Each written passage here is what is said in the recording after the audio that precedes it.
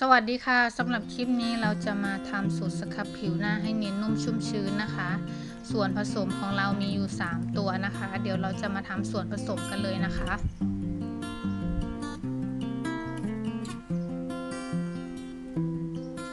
เราจะใช้สมุนไพรขัดหน้านะคะซองสีเขียวนะคะของปทุมมาศนะคะ1ช้อนชานะคะ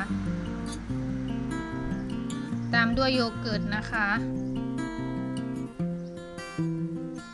ตัวนี้เราใช้ประมาณ2ช้อนชานะคะ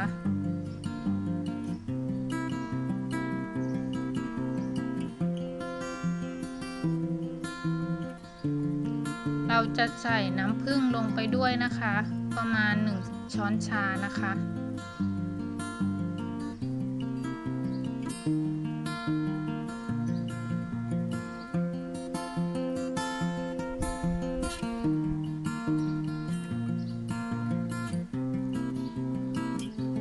จากนั้นคนส่วนผสมทั้งหมดให้เข้ากันนะคะ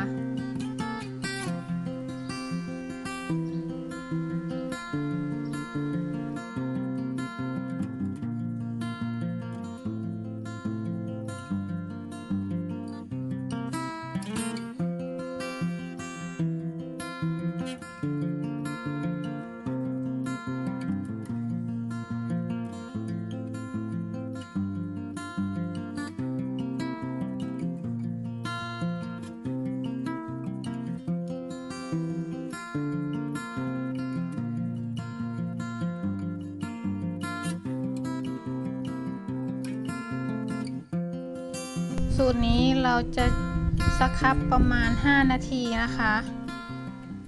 ทำอาทิตย์ละ1 ถึง 2 ครั้งพอนะคะ